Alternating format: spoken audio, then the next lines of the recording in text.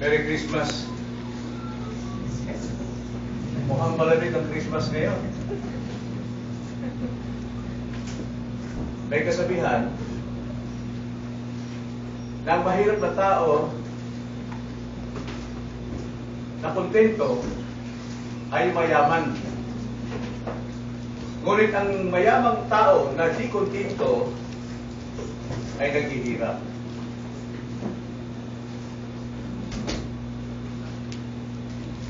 Kuminsan, makikitaan natin ang tao ng kahangalan sa buhay. Dahil kung mainit, ang gusto ay malamig. At kung malamig naman, ang gusto ay mainit. Hindi kontento. Laging naghahangad ng kalagayang hindi niya makakamit. Na ang kakontentuhan ay isang napakalagang bahagi ng buhay ng bawat isang tao. Kakontentuhan ay mula sa salitang kontento. Sa Ingles, content. Kahulugan ng content, nilalaman. Tulad ng isang aklat, isang libro, na ang bigat ng libro o kahalagahan ng libro ay sa kanyang nilalaman. At paano mo malaman ang nilalaman? Makikita mo roon sa table of content.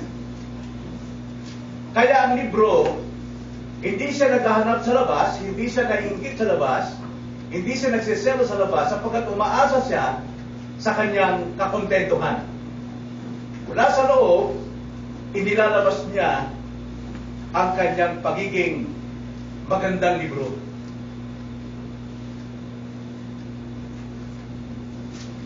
Kakontentuhan ang kailangan ng tao ngayong Pasko. Ito ang napakalagaang bahagi sa buhay ng tao sa Pasko. Sapagkat kakontentuhan, ang ibig sabihin ay kasapatan, kasiyahan, sa Bisaya pa, katagbawan. Katagbawan. Tulad ng aklat, ang isang Kristiyano ay mayroong tinataglay. At ang bigat at kahulugan ng pagiging Kristiyano ay nababatay sa kanyang nilalaman, sa kanyang pagkakaroon. Sapat siya sa kanyang tinataglay. Kaya napakalaga ang kakontentuhan ngayong okasyon ito ng Pasko. Na bagamat hindi natin ipinagdiriwang ang Pasko ayon sa tradisyon, tulad ng paggagawa ng mga bilin. Bakit may bilin? Alam nating superstitious belief, sapagkat naniniwala sila na si Jesus ay pinanganak at ito'y nananatiling sanggol. Kaya nga mayroon silang Diyos-Diyosan na sanggol. At kailangan mayroon kang bilin sa iyong bahay na sa ganon, manatili ang Espiritu ni Kristo sa iyong bahay.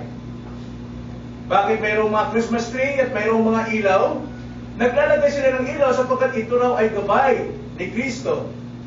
Gaya ng naging gabay sa tatlong mago, patungo kay Kristo. Kaya mas maganda, maraming ilaw ay nakatityakan ng gabay ni Kristo. Na ipinagdiriwang natin ang Pasko sa totoong kahulugan ng kapanganakan ng ating Panginoon.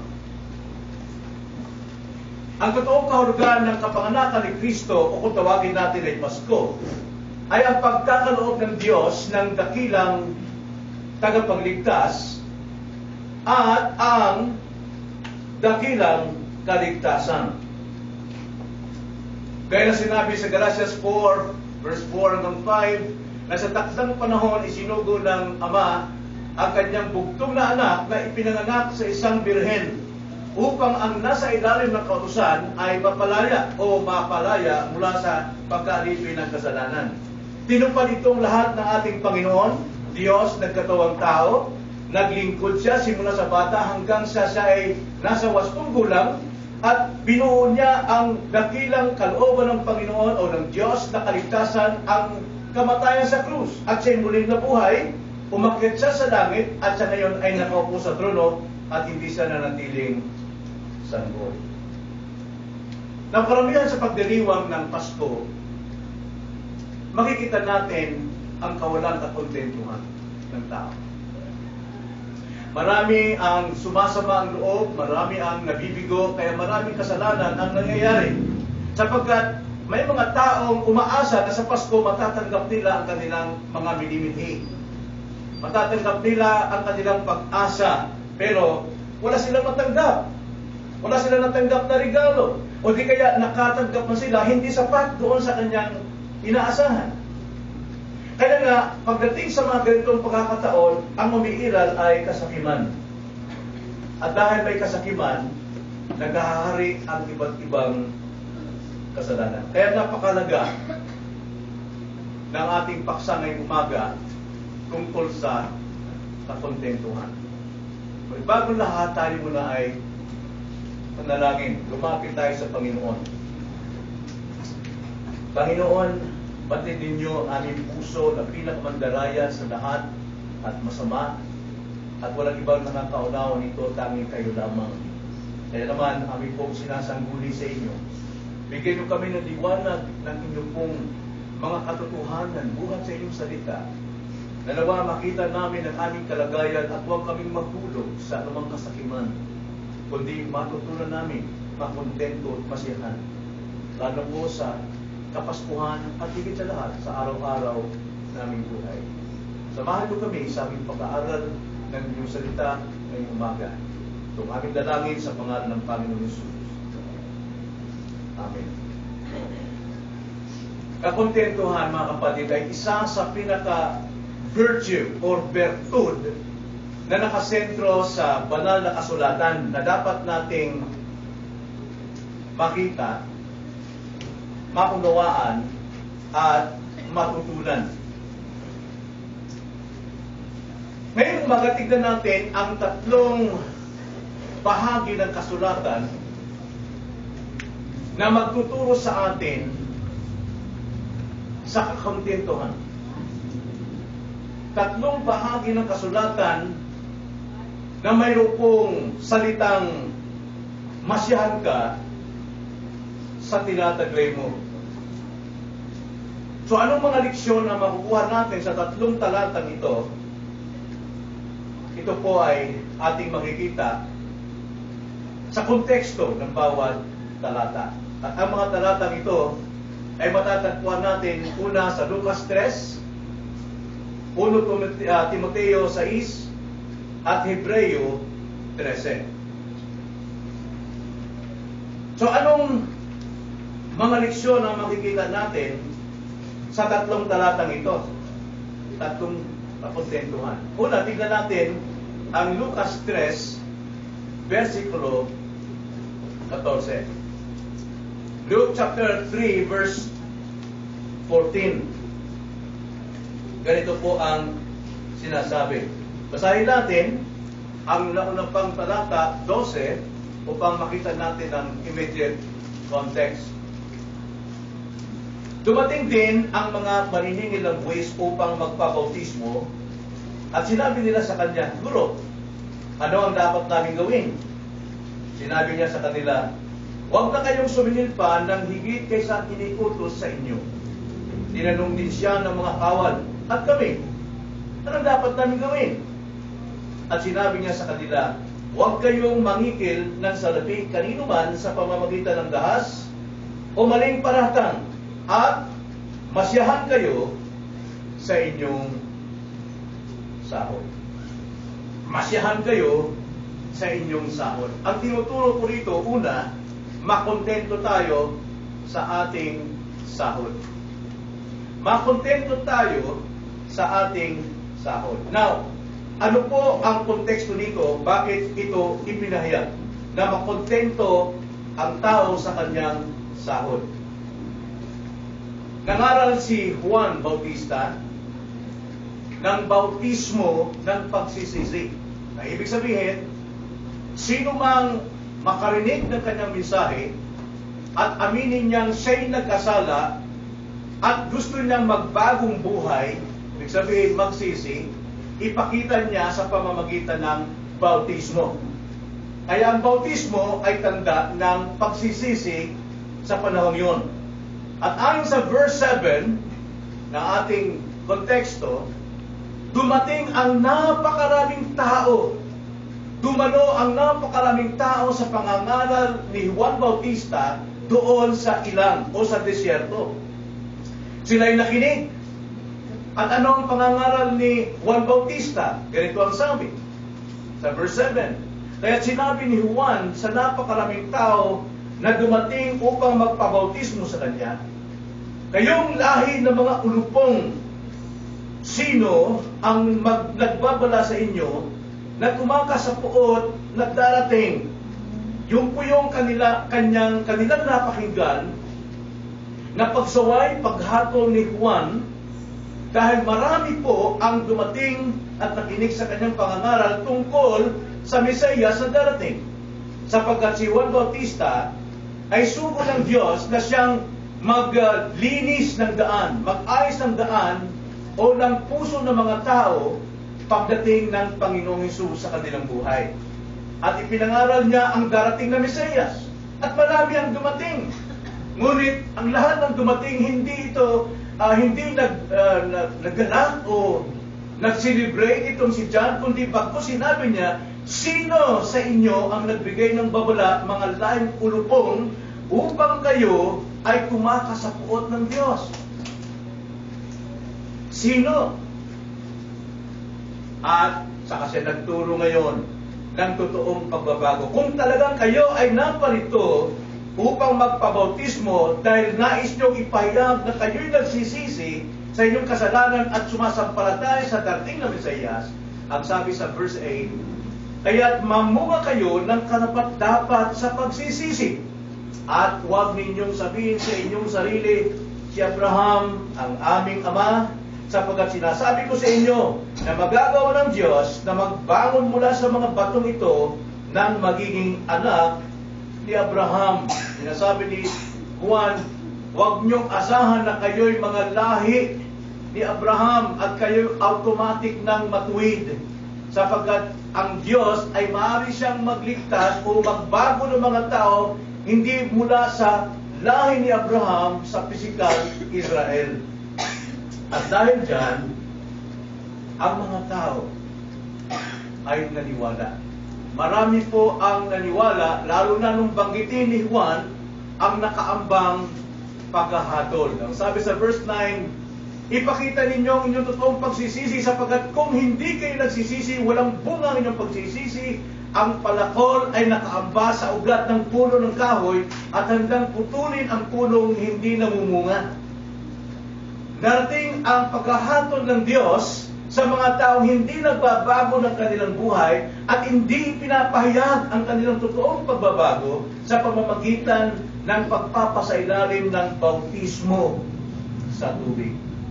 At dahil dito, marami ang tumanggap, marami ang lumapit, marami ang nagsisi, at sila ay magpapabautismo. Ngayon, nung sila'y magpapabautismo na, pila-pila sila, marami ang nagtanong sa kanya. Marami ang nagtanong, anong gagawin namin pagkatapos namin may pahayag ang aming pagsisisi sa pamamagitan ng bautismo? After that, what? Ano ang dapat namin gawin? Ito ngayon ang sagot ni Juan. Tatlong tanong, tatlong sagot. Ang sabi ng isa, tinanong siya ng maraming tao, karamihan. Ano ngayon ang dapat namin gawin? Sumagot ang Panginoon sa kanila, ang may 2 tunika ay magbahagi sa wala, at ang may pagkain ay gayon din ang gawin. Ang ibig sabihin, mula ngayon, pagkatapos may pahayag na kayo talagang totoong nagsisisi at nagbabago, ay maging bukas palad kayo sa inyong kapwa. Huwag kayong magpasasa sa inyong buhay kundi bukas palad kayo sa inyong mga kapwa. Then 11, sumagot, verse 12, dumating din ang mga maniningil ng buwis upang magpabautismo at sinabi nila sa kanya, Guro, ano ang dapat namin gawin? Sinabi niya sa kanila, huwag na kayong sumingil pa ng higit kaysa iniuutos sa inyo. Ibig sabihin, huwag na kayong manlamang, huwag na kayong mamuelsa. Verse 14, tinanong din siya ng mga kawal, at kami, anong dapat namin gawin? At sinabi niya sa kanila, huwag kayong mangikil ng salapi kanino man sa pamamagitan ng dahas o maling paratang at masyahan kayo sa inyong sahod. Lahat ng tanong ng mga tao na handang magbago ay sinagot ni Juan. At ang lahat ay sinarahan niya sa pangungusap, masyahan kayo sa inyong tinataglay. Ibig sabihin, makontento kayo. Huwag na kayong maningil, huwag na kayong magpasasa, huwag na kayong gumawa ng anumang pangingikil sa kapwa. Sapagkat ang kawalang kasiyahan sa pagpapalang taglay ay mayroon pong nakikitang dahilan. Kapag ang mga tao ay wala pong pagpapala kung ano yung kanyang ari-arian, kung ano yung kanyang tinataglay, dalawang bagay po ang makikita nating klaro, lantad na mangyayari. Una, ang mga taong walang kasiyahan sa kanyang ari-arian, sa kanyang salapi, kung magkano man, maliit man, malaki man, o malaki o mayaman man, tikom siya sa mga nangangailangan. Tikom siya sa nangangailangan. Gaya sinabi sa verse 11, simula ngayon, kung kayo mayroong 2 tunika, magbahagi kayo sa iba. Huwag na kayong magpasasa. At ikalawa, kadalasang dahilan o nakikitang resulta sa mga taong walang kasiyahan sa tinataglay nilang pagpapala sa buhay, sila ay nanglalamang o nagpapatubo. Nagpapatubo. Tingnan nyo ang sabi sa verse 12. 13 and 14. Sinabi niya sa kanila, huwag na kayong sumingil pa ng higit kaysa iniutos sa inyo. Tinanong din siya ng mga kawal at kami ano dapat namin gawin. At sinabi niya sa kanila, huwag kayong mangikil ng salapi kanino man sa pamamagitan dahas o maling paratang at masyahan kayo sa inyong sahod. Yan pong ikalawa. Tikong ang kamay at isa, yung ikalawa, nagpapatubo o nanlalamang. Now, alam natin na ang pagpapatubo, ito po hindi iniutos sa banal na kasulatan. Pagkos, ito po ay iniutos na huwag gawin. Huwag gawin. Sa panahon po ng Israel, sa mga Israelita, mahigpit itong itinuturo. Tingnan nyo ang sabi sa Proverbs 28 verse 8. Proverbs 28 verse 8. Ang nagpapalago ng kanyang yaman sa pamamagitan ng lapis na patubo ay nagtitipon para sa iba na mabait sa dukha. Ano kung ibig sabihin? Wala pong pakinabang. Maaari ngayon nakapanlalamang ka dahil sa patubo mo, pero ang totoo, lalong tumitingkad ang paghanga ng mga tao sa mga taong bukas ang palad. Hindi siya nakakatanggap ng papuri pagpus doon sa mga taong generous ang tumatanggap ng parangal. At tignan pa ang sinabi sa Ezekiel 18:13. Sa nagpapahiram na may patubo at tumatanggap ng pakinabang, mabubuhay ba siya? Siya hindi mabubuhay. Kanyang ginawa ang lahat ng kasuklam-suklam na ito. Siya tiyak na mamamatay, ang kanyang dugo ay sa kanya. Mabigat po ang patubo. Kaya na sinabi ni Moises sa mga Israelita, sa kanilang mga kapatid, pinatutubuan nila, sila ay nagiging kasuklam-suklam sa Diyos at sila mismo ang nag-iimpok ng kanilang kaparusahan. Na isa pa, marami kong talata makikita natin, Leviticus 25:36. Leviticus 25:36, ganito ang sabi, huwag kang kukuha sa kanya ng patubo o pakinabang, kundi matakot ka sa iyong Diyos. Hayaan mo siyang mabuhay na kasama mo. Ibig sabihin, huwag mong lamangan ang iyong kapatid.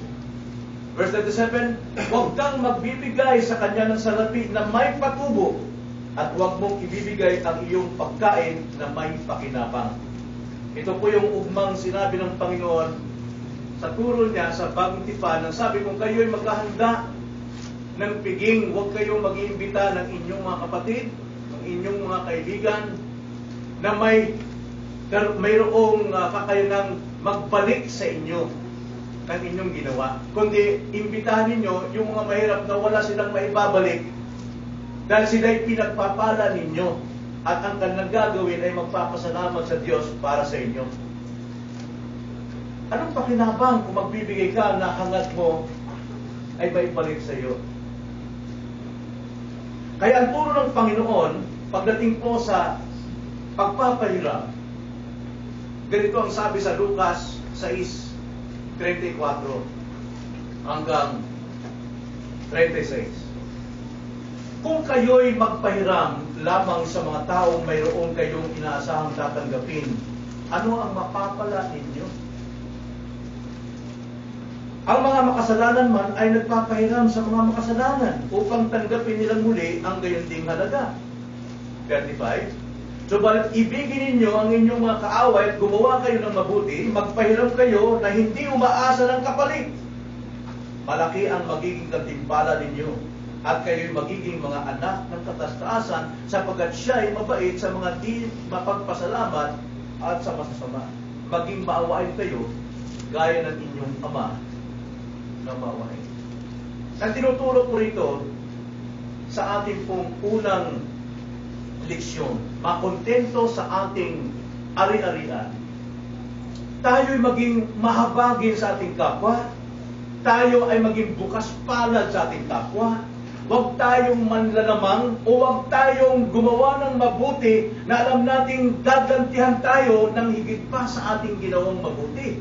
Kundi tayo po ay maging kontento sa ating tinatangkilik at magbahagi tayo sa iba na walang ibang may magagawa kundi ang magpasalamat sa Diyos. Sapagkat marami po ang mananalangin para sa atin at malaki ang katimpalang naghihintay para sa atin. Yan po ang unang leksyon. Luke chapter 3 verse 14. Din ikalawang dapat nating tignan ay ang 1 Timothy chapter 6 verse 7 to 8.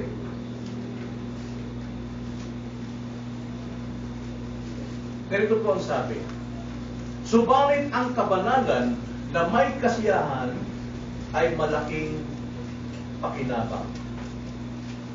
Sapagkat wala tayong dinalang anuman sa sanlibutan at wala rin naman tayong may lalabas na anuman. Ngunit kung tayo'y may pagkain at damit, masyahan tayo sa mga ito. Kanya na naman, ang ikalawa, masyahan tayo kung anong mayroon tayo. Ang tinuturo ko rito sa akin, talatang ito, makontento sa iyong kinakain at sinusuot. Pwede po bang dito tayo sa tingin natin dito dahil para ito sa atin. No? Huwag natin layo ang ating tenga sa salita ng Panginoon. Ikalawang tinuturo rito, makontento tayo sa ating kinakain at sinusuot. Ibig sabihin, makontento tayo sa buhay. at huwag tayong magpapasasa. Makontento tayo sa buhay at huwag tayong magpapasasa. Pagkatapos na ituro ni Pablo rito kay Timoteo na siya ay dapat magiging isang mabuting tagapagturo, sinabi niya ito, masyahan anuman ang tinataglay. Na ayon sa konteksto, itinuro ni Pablo rito kay Timoteo na siya na isang lingkod ay dapat maging tapat sa salita ng Diyos. Alam natin, 1 Timothy, 2 Timothy, yun ang itinuturo ni Pablo sa mga manggagawa. Maging tapat sa salita ng Panginoon, rightly dividing the word of truth. Yan ang isang katangian ng isang mabuting tagapagturo. At sa pangangaral, laging handa, napapanahon man o hindi napapanahon. At sa kabanalan, ay dapat kasama ang kakontentuhan. Sapagkat ang totoong kabanalan, ito ay kakontentuhan. Gaya ng sinabi niya sa verse 6, subalit ang kabanalan na may kasiyahan ay malaking pakinabang. Nagturo si Pablo rito kay Timoteo na yun ang gawin mo bilang isang mabuting lingkod. Tapat sa salita, kontento sa kanya sa pamumuhay kabanalan, at laging handa sa pangangaral. Bakit? Sapagkat may mga bulaang pangangaral na umaali-aligid. Kaya ang turo ni Pablo rito, sawayin ang mga nagtuturo ng bulaan. Bakit napakabigat po ito? Bakit sinabi ni Pablo ito kay Timoteo sa time na ito? Sapagkat ang aral po ng bulaan, hindi lamang sila naliligaw sa kanilang pamumuhay Kristiyano sa kabanalan, hindi lamang sila naliligaw sa totoong kaligtasan kay Kristo, kundi naliligaw din sila sa kanilang pansariling buhay. Tingnan niyo ang sabi sa verse 3 hanggang 5. Kung ang sino may nagtuturo ng ibang aral at hindi sumasang-ayon sa mahuhusay na salita ng ating Panginoon Jesucristo at sa aral ng ayon sa kabanalan, siya ay palalo, walang nauunawaang anuman, at siya ay nahuhumaling sa mga usapin at sa pagtatalo tungkol sa mga salita na pinagmumulan ng inggit, ng away, paninirang puri, mga masasamang hinala, pag-aaway ng mga taong masasama ang pag-iisip at salat sa katotohanan na inaakalang ang kabanalan ay paraan ng pakinabang. Ano po yung binubunga? Nung maling aral, bulaang aral, nandiyan po ang lahat. Andyan lahat. Kapalaluan, siya ay nahumaling sa mga usapin ng pagkatalo, mahilig makipagtalo, makipagdebate, at pinagmumula ng inggit, mayroong away, mayroong paninirang puri, masasamang hinala, mga naghihinala dahil hindi magustuhan ang buhay ng totoong Kristiyano, masama ang kanyang loob, pag-aaway ng mga taong masama ang pag-iisip, salat sa katotohanan, at inakalang ang pagiging Kristiyano o kabanalan ay paraan ng pakinabang. Pero totoo, nauuwi sa kasakiman. Nauuwi sa maling mga hinala. Kaya kailangang sawayin ang bulaang pagtuturo. Sundin ang sinasabi ng salita at hindi sundin ang sinasabi ng kanyang hinala. Dahil ang masamang katuruan, ginagamit ito sa maling pakinabang. Ang sabi nga sa verse 6, kabanalan ay may malaking pakinabang kung mayroong kakontentuhan. Ang pagiging Kristiyano po, totoo niyan, solusyon ito sa lahat po ng kasakiman, kapalaluan, pag-iinggit. Dahil ang mundo, ito yung buhay nila. Kaya nga ang Panginoon nais na tayo ay maligtas sa gawa ng sanlibutan, sa inggit ng sanlibutan, ng selos ng sanlibutan, upang maging Kristiyano. Sapagkat ang Kristiyano po ay kabanalan. Kristiyano, ibig sabihin, hiwalay sa lahat ng gawa ng sanlibutan. Nababanal siya. Siya ay nagiging consecrated.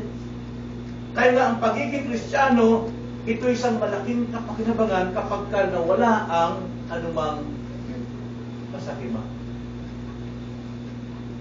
Ang sabi nga ni Pablo sa verse 6 and 7, subalit ang kabanalan na may kasiyahan ay malaking pakinabang. Kung lagi nating isa sa puso ang verse 7, sapagkat wala tayong dinalang anuman sa sanlibutan at wala rin naman tayong may lalabas na anuman. Ang kasakiman po, gusto niya lahat sa Kanya, makinabang, magpatubo, magpalalo, magpayabang, magpasikat, magpabantog. Pero ang sabi rito ni Pablo, dumating tayo sa mundong ito, wala tayong dala. At pag tayong mamatay din at umuwi sa kaharian ng Diyos, wala rin tayong dadalhin. Nasaan ang lahat ng iyong pinagsisikapan para ikay makilala at mabantog? Para ikay yumaman?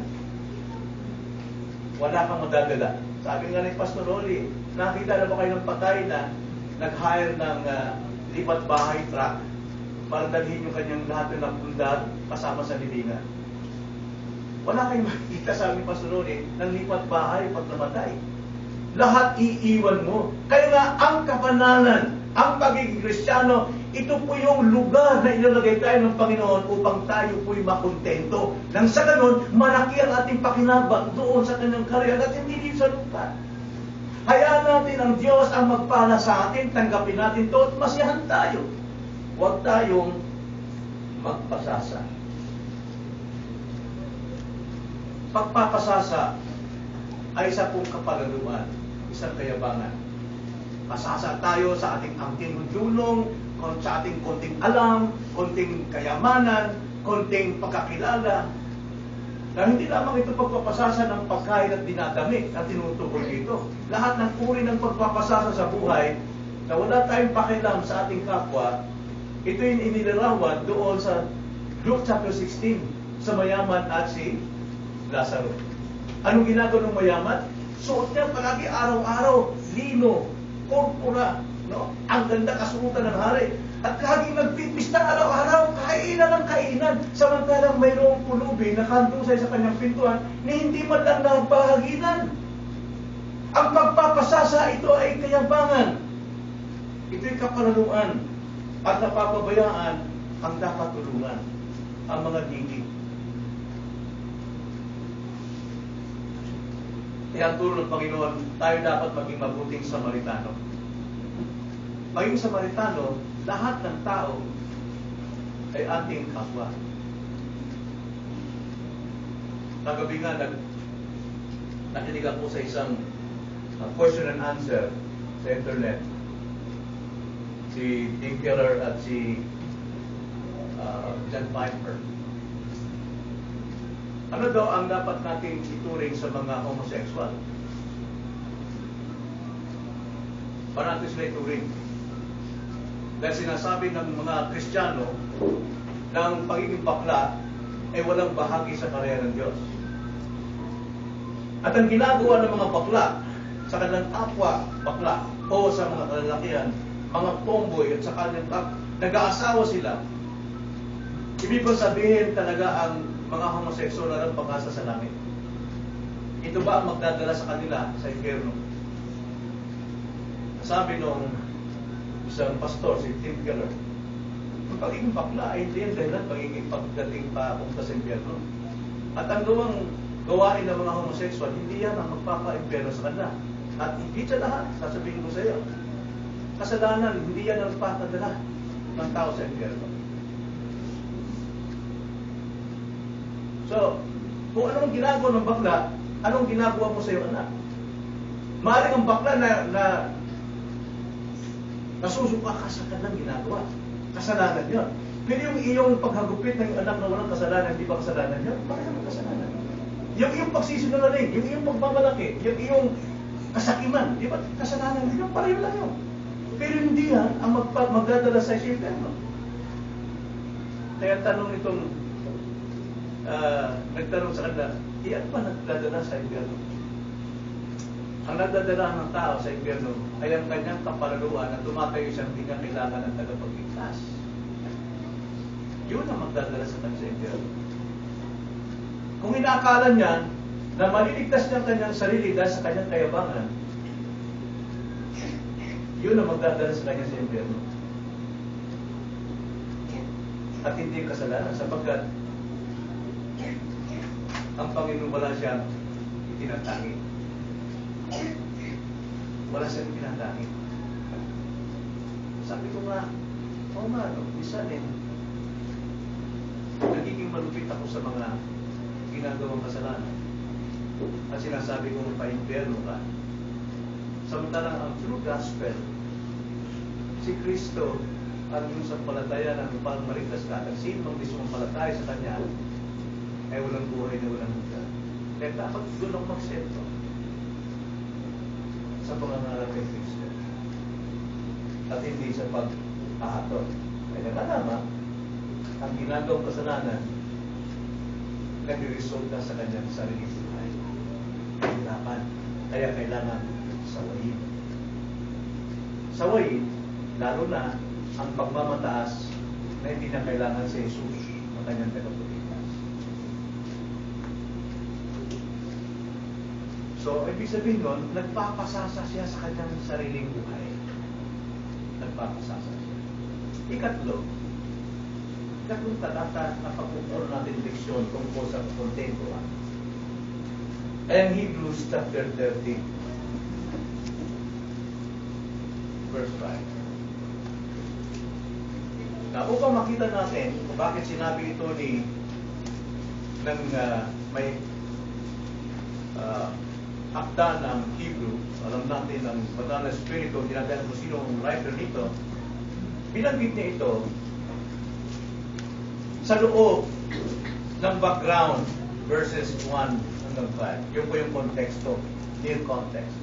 Bakit niya sinabi itong verse 5? Ganito sabi sa verse 1, basahin natin hanggang 5. Ipagpatuloy ninyo ang pag-ibigang magkakapatid. Huwag ninyong kalimutan ang magpatuloy ng mga dayuhan sapagkat sa paggawa nito, ang iba ay nakapagpatuloy ng mga anghel na hindi nila nalalaman o namamalayan. Alalahanin ninyo ang mga bilanggo na parang kayo'y nakabilanggong kasama nila, ang mga inapi na parang kayo rin na rin sa katawan. Maging maranal sa lahat ng pag-aasawa at huwag dumisan ng higaan sapagkat ang mga nakikiapi at ang mga nangangalunya ay hahatulan ng Diyos. Umiwas kayo sa pag-ibig sa salapi at kayo'y masisiyahan na kung anong mayroon kayo. Sapagkat sinabi niya, anumang paraan ay hindi kita iiwan o pababayaan man. Na ano yung sabihin, doon sa verse 5, umiwas kayo sa pag-ibig sa salapi. Sapagkat kung ang tao ay umiibig sa salapi, hindi niya magagawa ang verse 1. Naibigan ng kanyang kapatid sapagkat iniisip niya mas magaling siya. May pera siya. Hindi niya magagawa ang verse 2 na bukas ang bahay nila sa sino mang bisita o hospitable. Hindi niya magagawa ang verse 3 na alalahanin mga kapatid na nagdurusa. Ito, nabilang ko itong mga kapatid dito dahil sa persecution, hindi dahil sa kriminal, kundi sa persecution. Wala silang pakialam sa kanyang kapwa dahil walang pag-ibig. Verse 4, hindi niya pinakabanal ang kanyang pagsasama ng kanyang asawa. Hindi niya mahal ang asawa niya. Nagmamahal sa iba. Tumitingin sila sa ibang babae o ang babae man tumitingin sa ibang gwapong lalaki. Bakit? Ang ugat niya, pag-ibig sa salapi. Pag salapi ang lagi mo hangad, di ba rin makatapa ka ng tao, di ba rin iwanan mong pamilya mo, masunod mo lang gusto. So ano pong tinutukoy dito? Makontento sa iyo tinataglay. Sino ba tinataglay ng Kristiyano, mga kapatid? Sino yung tinataglay ng Kristiyano na pinakasolusyon ng kanyang buhay, pinapag-asa sa kanyang buhay, kaligtasan ng kanyang kaluluwa? Si Kristo. Hindi pera ang dapat ibigin, kundi ang dapat ibigin ay ang Diyos.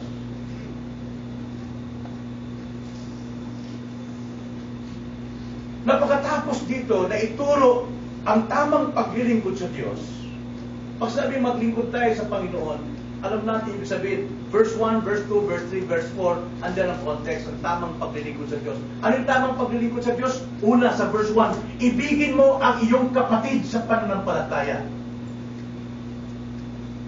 Mag-ibigan kayo sa isa't isa. Patuloy kayo mag-ibigan. At ang paglilingkod sa Diyos, ikalawa sa verse 2, ibigin na maging hospitable ka. Bukas palad o bukas pinto ang iyong bahay.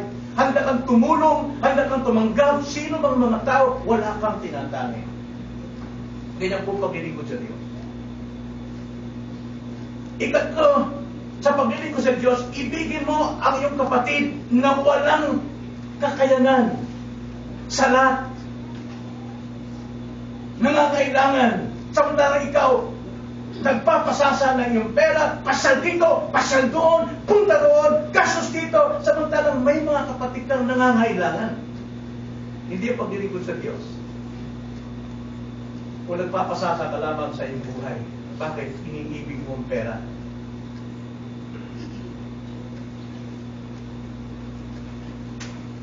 At pang-apat, verse 4, ibigin mo yung asawa.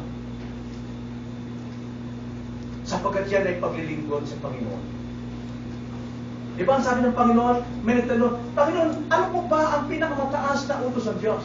Ang sabi ng Panginoon, ibigin mo ang Diyos mo, nagigit sa isip mo, sa puso mo, sa kaluluwa mo, at maglingkod ka sa Kanya, sundin mo ang Kanyang mga utos. At ikalawa, ibigin mo yung kapwa. Bago maibig ang yung kapwa, dapat umiibig ka muna sa Diyos. Imposibleng iibig ka sa kapwa mo na wala kang pag-ibig sa Diyos. Kaya imposible na tayong mga tao, mga magulang, na tayo makapagtuturo sa ating mga anak ng tama ayon sa kasulatan no hindi naman natin tinatanggap si Kristo ang Diyos bilang ating tagapagligtas. Posible yun. Yan ang turo ng mundo. Yan ang turo ng relihiyon, moralidad. Reformation without regeneration.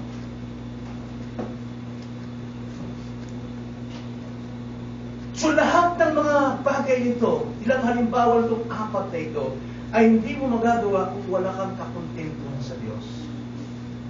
Dapat makontento ka sa Diyos. Diyos ang lagi mong iniibig. Sapagkat kadalasang kawalang kakontentuhan ay nakikita sa walang kakontentuhan sa kinakain at dinadamit. Tulad ng mayaman, nagpapasasa sa kanyang sarili na ang dami nang dapat tignan sa kanyang tabi.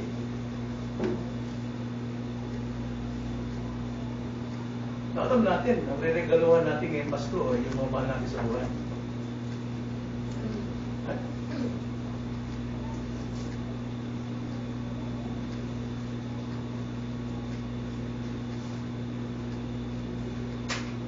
Ang turo ng Panginoon, magbigay tayo.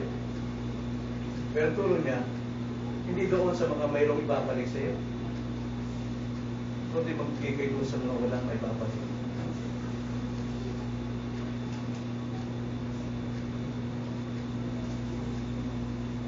Itong mayamang ito, nakalimutan niya. Nagpapasasa siya sa kanyang buhay at nakalimutan niya ang nagbiyaya sa kanya.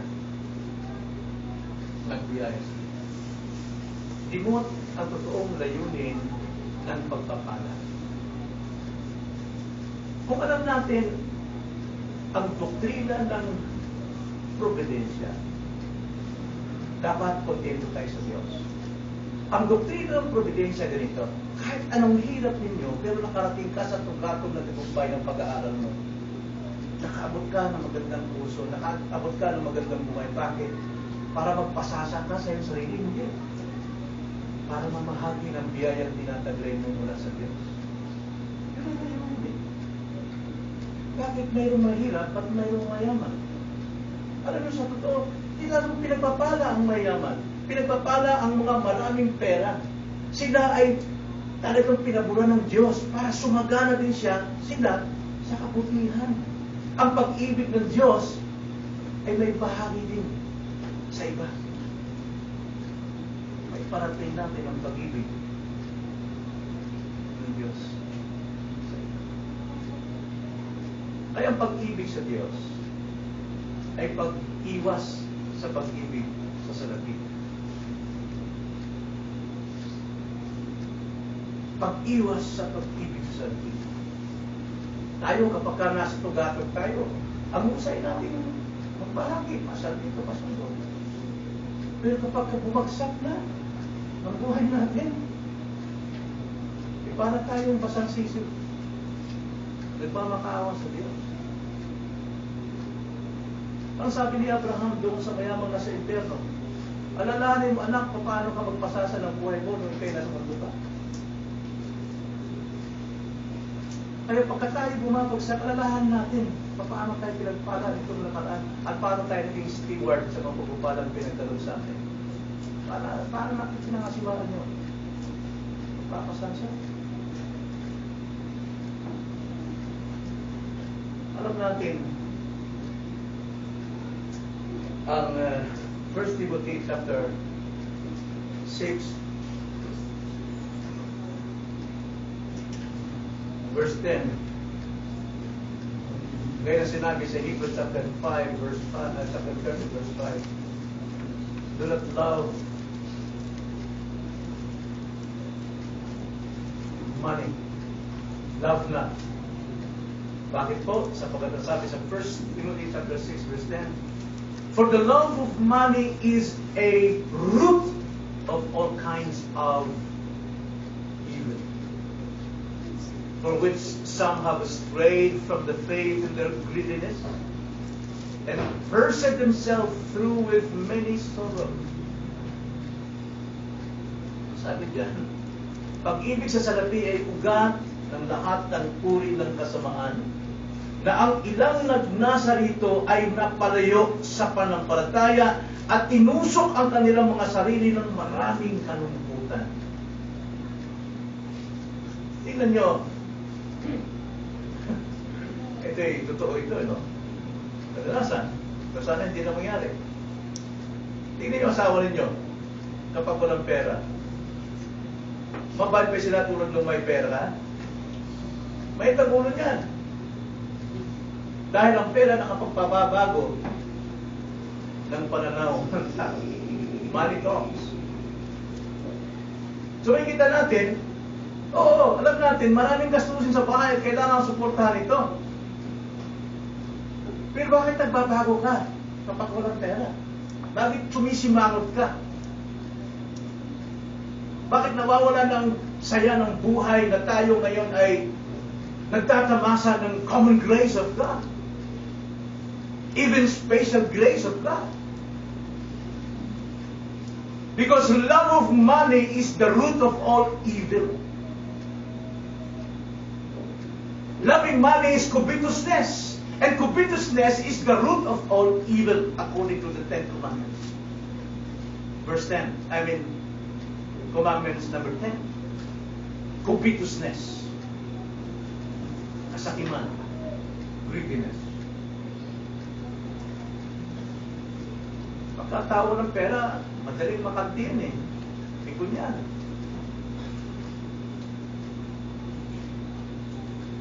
Dapat tayong magandang lagi. Sabi ni Paul, rejoice in the Lord, not in the money.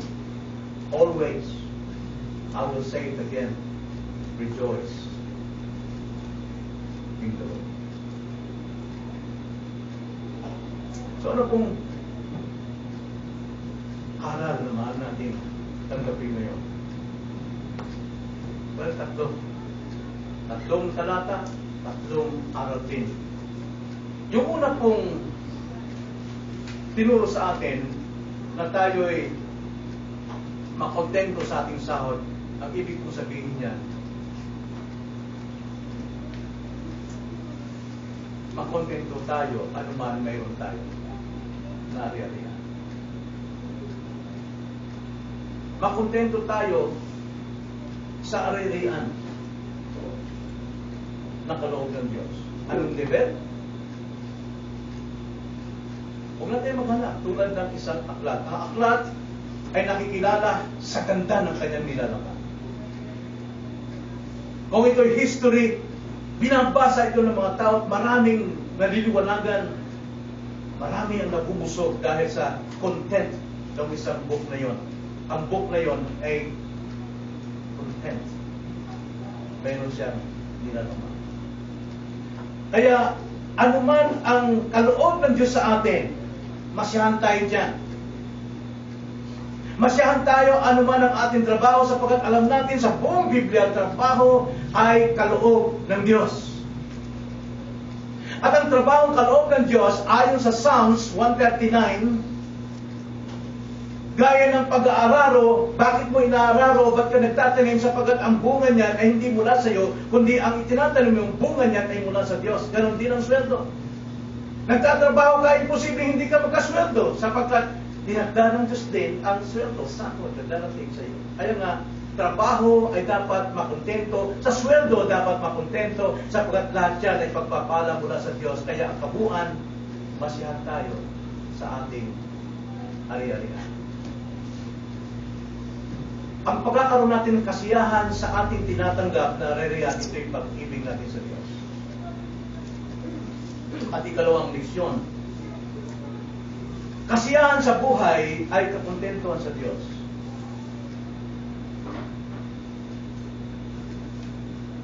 Dahil kadalasan ang walang kakontentuhan ay nakikita sa walang kakontentuhan sa kinakain at sinagawin. Siya nagpapasasa, nakakalimutan ang nagbiyaya sa kanya. Sino yung tao? May pera na, hindi pa rin kontento.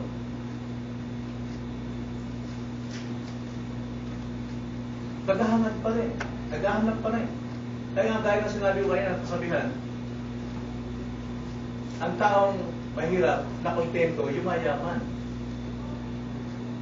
Ang taong mayaman na hindi kontento, naghihirap. Laging naghahabol. Naghahabol. Gusto laging angat sa uso. Laging angat sa uso. Kaya walang kakontento.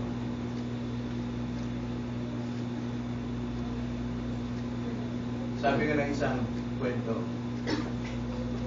may isang pastor na namasyal sa tabing dagat. At saka niya pagdating sa tabing dagat, nakita niya isang mangingisda na nakahiga, nakadikwatro. At may nakasuksok dito ng pirasong damo na parang nagbubuli-bulay at enjoy na injury sa kanyang sarili. At nakita ng pastor, mayroon siyang huling dalawang isda na maliliit. Sabi ng pastor, ano ginagawa mo? Ito, nagre-relax. Nasisiyahan. Hindi kontento ka ba sa dalawang isda na huli mo? Opo, kontento na ako siya. Hindi ba dapat nagpapatuloy ka pa para makahuli ka ng maraming isda? Oo. At pagkatapos kung nakahuli ka ng maraming isda, pwede mo itong ibenta, makakapera ka. At kapag nagkapera ka, maaari ka makabili ng lambat na mas malaki at mas maraming isda ang mahuhuli mo. Oo. At kapag maraming isda ang nahuli mo, baka mamaya makabili ka na ng bangka. At kapag nakabili ka na ng bangka, maaari magdalawa, magtatlo, mag-apat. Marami kang pera. At pagkatapos kapag marami ka ng bangka at maraming isda ang nahuhuli, makapagpapatayo ka ng bahay. Makabili ka ng sasakyan. Ang sabi ng lalaki, pagkatapos, ano gagawin ko? Eh di, pwede ka na pahinga at nasisiyahan dahil mayaman ka na. Eh, sabi nito mga isda, hindi ginagawa ko kayo. Nasisiyahan ako. Ano pa kailangan? Even pastor are greedy. At karamihan, di naman lahat sakit. Sakita. Nangangarap ng sobra sa kanyang tinatanggap. Pagpapasasa sa buhay, ito hindi ka kontento sa Diyos. At ikatlo, kasiyahan sa Diyos, kasapatan, kakontento sa Diyos, ay isang pag-iwas sa pag-ibig sa salapi. Pag-iwas sa pag-ibig sa salapi. Dahil ang pag-ibig sa salapi siyang ugat ng lahat ng kasamaan. At ang kasamaan at kasakiman ay walang pag-ibig sa Diyos. Kaya sa huling salita, gusto kong kunin yung sinabi ni Paul, 1 Corinthians chapter 10, verse 31. Whether you eat or drink or whatever you do, kayo may kumakain o uminom o anuman ang inyong ginagawa, gawin yung lahat nagkakontento sa Diyos. Makontento tayo. Yan po solusyon ng kabanalan ng pagiging Kristiyan. Tayo na lang. Panginoon, salamat po sa inyong mga salita. Minsan naliligaw kami at kailangan namin makarinig ng pong mga pagtutuwid, pagsaway.